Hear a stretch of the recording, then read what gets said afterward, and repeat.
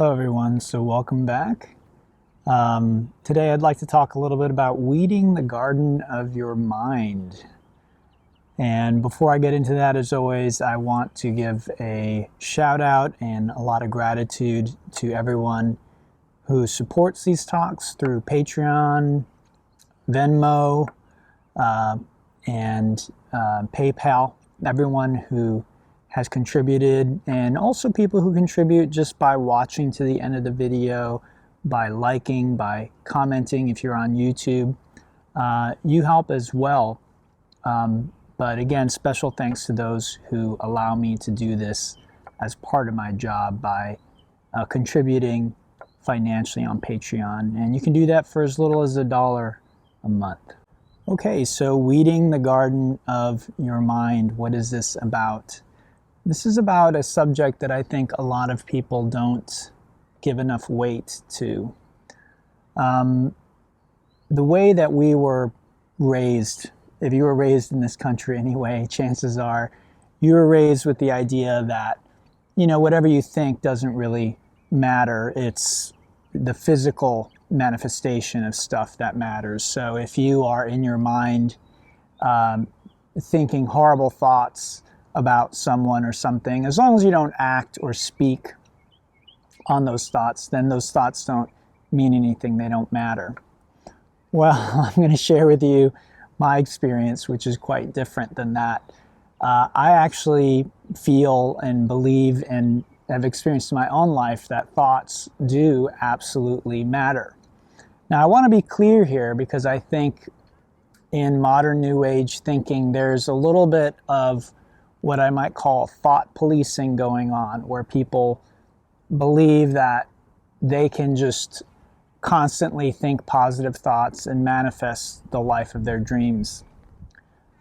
I'm never going to say never to anything, but in my experience, I don't really think we can control which thoughts come into our mind any more than we can control, say, whether or not we get sick or ill, whether or not we catch a virus or something like that.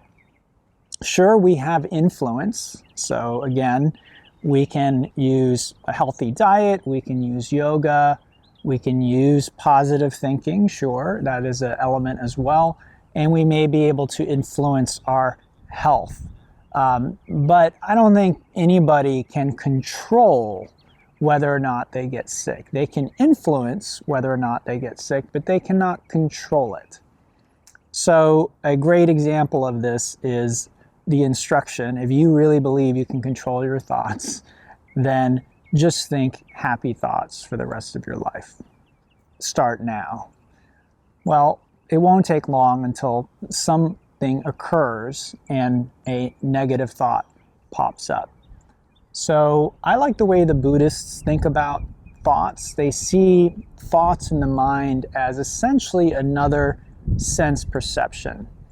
So just as I cannot control what I'm seeing right now, I'm sitting here in Decatur Cemetery and I am seeing certain things, and those things, I can influence what I see.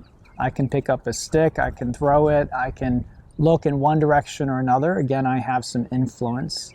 But can I control it?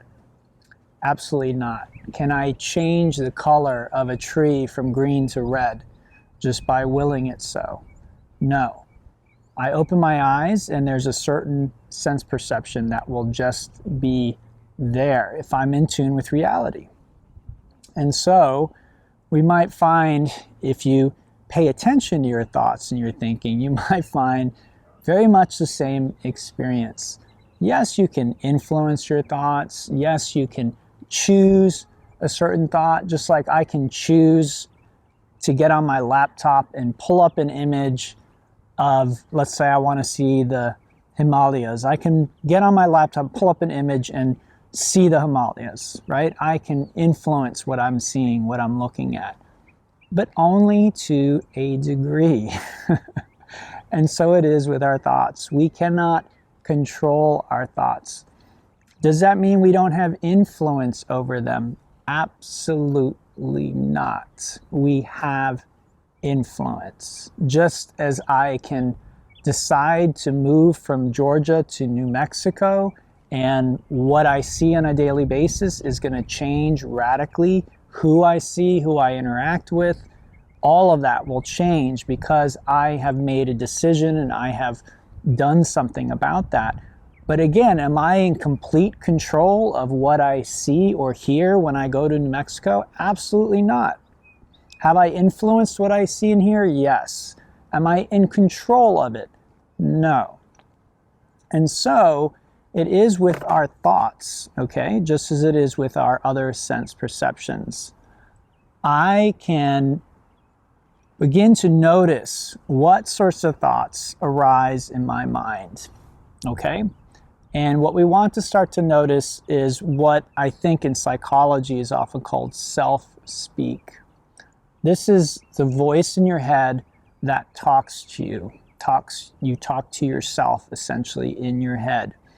If you haven't noticed this, then this can be a really revolutionary thing for you to start noticing that there's essentially a voice in your head and it is constantly talking and speaking to you. You're speaking to yourself essentially. Now, one of the things that I hope happens as you begin deepening your awareness and you begin taking on a meditation practice is you begin to realize that this voice in your head is not you. This is a huge step to take if you have not already taken it. It's not you. Yes, there's a voice speaking in your head, but that voice has actually been created by a lot of social conditioning, by your parents, by your siblings, by your friends, by the media that you consume. There has been this sort of unconscious voice that you may not have noticed was there. And it's constantly telling you things like that was good, that was bad, that was right, that was wrong. You're talented, you're untalented, you're pretty, you're not pretty, you're getting old, you're weak, you can't do this, you're too injured for this, you're never going to get better, you're the best thing since Swiss cheese, whatever. It can talk both in positive terms and negative terms to you. Now, the fact of the matter is this voice is never completely accurate about anything. What it's telling you is kind of its opinion. And again, this opinion is usually formed not by us. Most of us have not exercised influence over this voice for this voice to really reflect us. Instead, again, it reflects generally social conditioning, things of that nature. So you want to be aware of that. You want to be aware of things that this voice says that you simply accept as true. Again, things like, I'm getting old, so I can't do X. I'm getting old, so insert anything really, whatever your ideas are on getting old. And we want to start to question these thoughts. And some thoughts we even want to start reversing. Now, again, I'm not asking you to become a thought Nazi. I'm not asking you to become thought police. I'm not asking you to get really rigid and uptight. You don't have to worry if you think a negative thought. Again, I can't speak for everybody, but I'd say the vast majority of people, including me, will have negative, quote unquote, negative thoughts. We'll also have a lot of thoughts that are, again, ultimately not true. And if we don't examine them, especially if they're negative thoughts, we might simply take them as truth. Okay?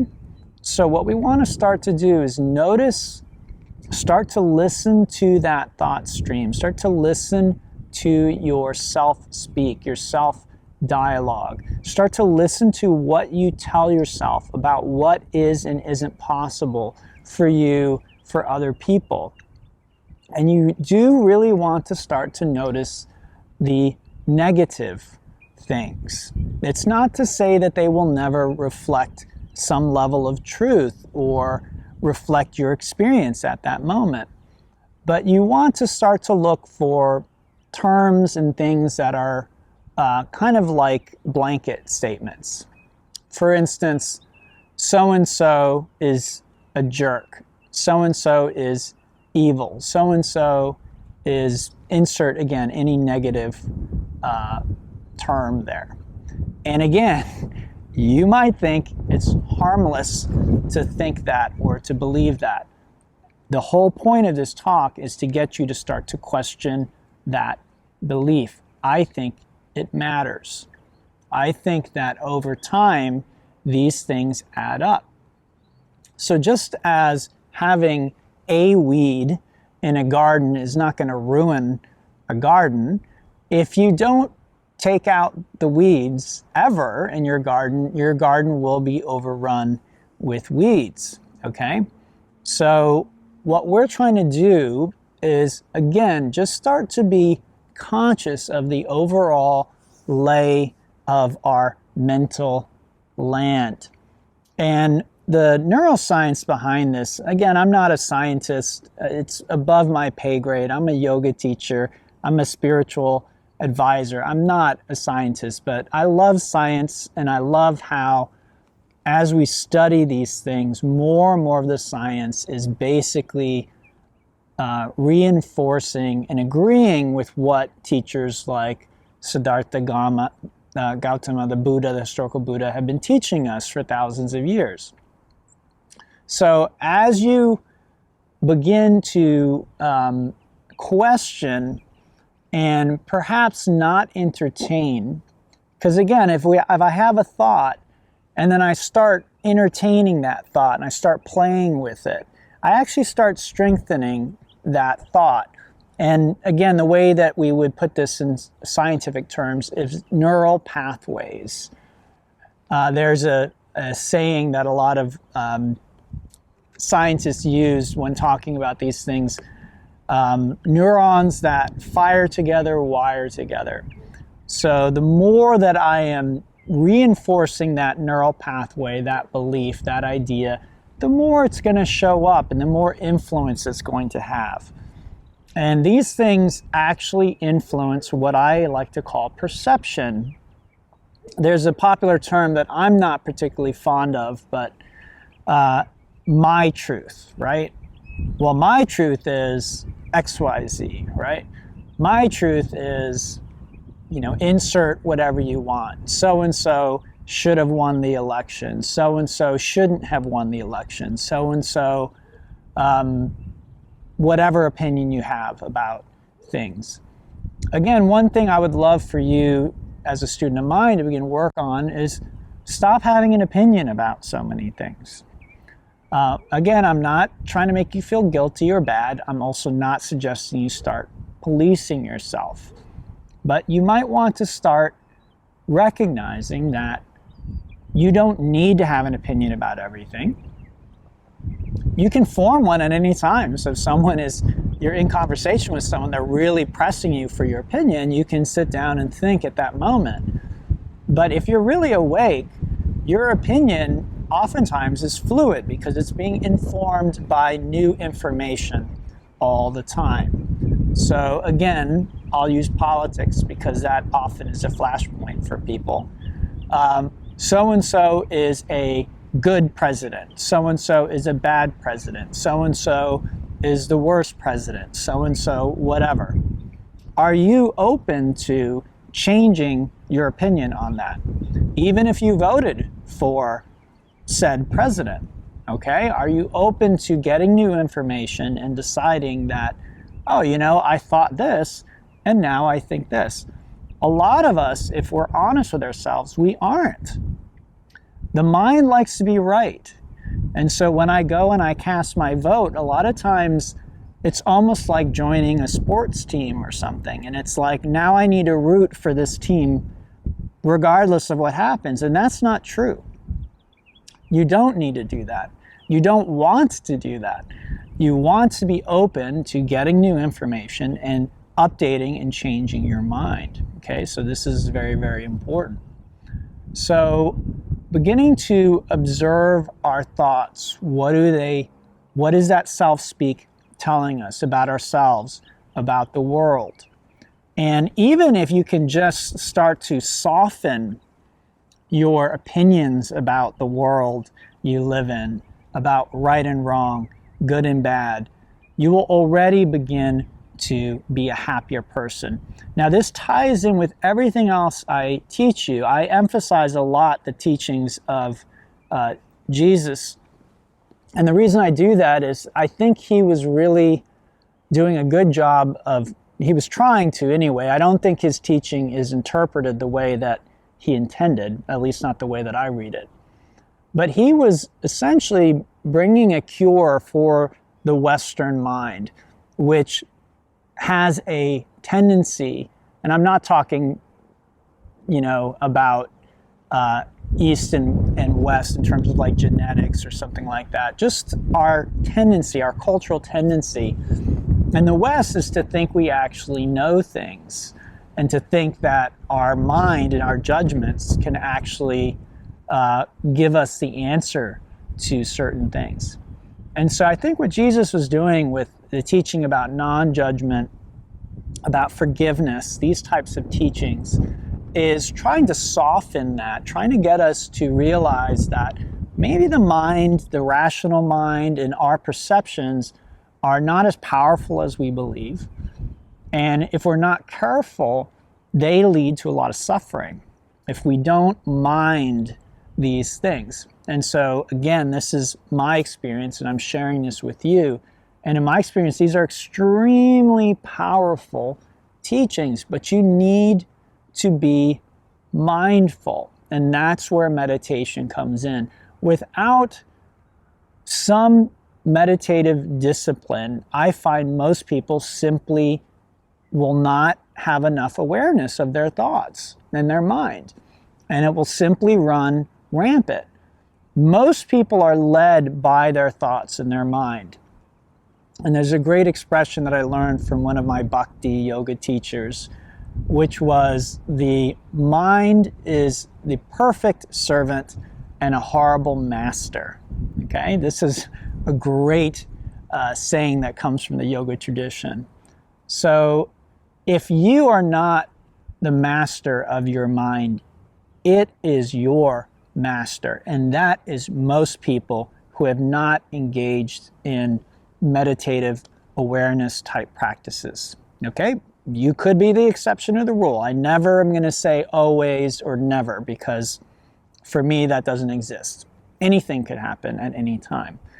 But for the vast majority of people, without some practice, they are not going to be able to monitor their thoughts. They have not developed what in science is called meta awareness, the ability for the mind to monitor itself. Now, this is just common sense, folks. All right? You might think that you should be able to just hear this talk and go off and monitor your thoughts without any practice. Well, what if I were to give you a talk and it explained to you a technique on playing the piano? And I say, well, this is how you play the piano. It's like this. Okay? Do you really think or believe that you can go off and then actually execute what I'm talking about with no practice, having never played the piano, just by listening to me explain it to you? Do you really think that's possible? So chances are you know that's not possible. You're not going to be able to listen to a talk about playing the piano and then go off and play the piano. Strangely, when it comes to matters of spirituality, many people think that they should be able to listen to a talk by Eckhart Tolle or Byron Katie or me or someone else and then say, oh, that makes sense, and then simply go off and do that without any practice. This is not the way that it works. Now, can you do this practice of monitoring your thoughts in your mind without any meditation? Sure. Okay? But is it extremely helpful to have done some meditation practice to strengthen your awareness? Yes, it's incredibly, incredibly helpful. Why would you not want to meditate? More and more studies are coming out all the time showing the health benefits in terms of mental, emotional, and physical benefits. Okay, so many of you have come to me by way of my yoga teaching and my yoga classes. And many of you are doing that because you know it's good for you. It's good for your health. You're trying to take care of your body. Well, guess what? Meditating is also good for your body. So even if you think you don't need any mental or emotional help, meditation helps keep you younger. It helps your body stay younger and healthier for longer. There's really no reason not to start meditating. And it is the basis for many practices like the one I'm trying to share with you today, which is, again, weeding the garden of your mind. This is a super important subject. And if you find that your life is not going the way that you would like it to go, if things in your life are not smooth, if you find people are not treating you the way that you want to be treated, if you're not getting the respect you think you deserve, if you're not getting the love you think you deserve, if you just find everything is difficult and tough, I know it's not going to sound like it's the case, but in my experience, that is because you are not weeding the garden of your mind. Now, I am not saying that if you start doing this, that everything is just going to fall into place all the time. That would be boring. And that's not what human life is about. Human life is not about a boring life. It is about the ups and downs. Human life is a roller coaster, okay? It's not a crib. So if you show up here and you think you're supposed to be coddled by life and everything is supposed to go your way the entire time, you're in the wrong place. And you're confused about what human life is about. Human life is a roller coaster. It is a school. It is an opportunity to learn and grow. And you don't do that by having everything the way you want it all the time. Having said that, if you can learn these techniques that I'm teaching you, you can really enjoy life for what it is and what it was meant to be. A lot of the suffering we have as human beings is because we think life is supposed to be fundamentally different than it is. Who told you that? And why are you believing them? That's the question you have to ask yourself, okay? Life simply is as it is. It does not need your approval or justification to be the way that it is. It simply is. And when I say life, this includes the people in your life. This includes the situations in your life. And what I've learned is I can argue with those things. I can get angry about those things. I can get upset. I can yell and scream, and it doesn't change them, at least not very much. Okay? So it's up to me to get my heart and my mind in alignment with life. Life is God, okay? God created life, if you will. I know some people are allergic to that word, so you can leave it out. But if you believe in God or a creator or whatever it is, then this is for you. Life is expressing itself.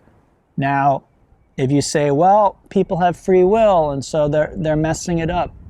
Okay, but God gave people free will for a reason, because God saw that it is for the good that people have free will. God also gave you the free will to choose how you are going to see or interpret things. So as I said earlier, this idea of my truth, I think the truth is one. I think we have many different perceptions. We perceive things differently. And that's just natural. I'm sitting here and I'm going to have certain perceptions that come with that. You are sitting there. As you look around the room, you're going to see things that I don't see. This is how it is meant to be. You will have thoughts, inspirations, ideas, and opinions that are different from mine because your perspective is different than mine. This is how it's meant to be. Having said that, you have more influence and you could say control over how you perceive things mentally. So just as you can be watching a horror film and decide, I don't like this horror film, I'm going to turn it off, right? You have that influence. You have a certain amount of control. The same goes with your thoughts. So if you are living a nightmare and you are not living in the kingdom of heaven, if you're not living in nirvana and you're living in samsara or you're living in hell, this, in my experience, has more to do with your perception, which you do have influence over. You have to choose heaven. You have to choose nirvana. And it's not something you choose once. It's something you choose again and again and again, moment by moment. You keep choosing it. That is the key. It's not about the past. It's not about, oh, I chose hell and now I'm stuck here. No. Right now, if you are in hell, you can start choosing right now to see things differently. And at first, this might feel a little bit like fake it till you make it. You might feel like, well, I'm just seeing things as they are, and they are horrible. So again, part of the practice is that might be true from one limited perspective. But what we want to do is take a broader perspective. Ultimately, we want God's perspective. And God's perspective is what God created is good. This is what God created in one form or another. So when we are seeing this as hell, then we are not seeing what God created. When we see this as heaven, then we are seeing what God created. All right, everyone. I hope this was helpful. Thanks for listening. Again, thanks to everyone who supports me in whichever way you do that. Thank you. Until next time, namaste and have a great day.